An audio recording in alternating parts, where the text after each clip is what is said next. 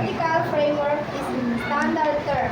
It's likely referring to the study of teamwork, which explores the principles, theories, and models behind the effective collaboration.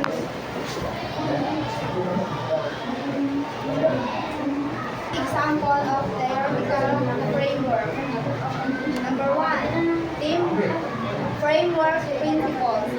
These are the fundamental ideas that guide successful framework, such as clear communication, shared goals, and mutual respect.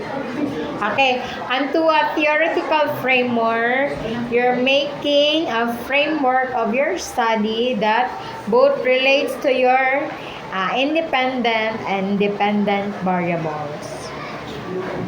Number 2, framework theory. These are broader explanations of how teams function, like Lachman's stages of group development, which describes the phases teams go through.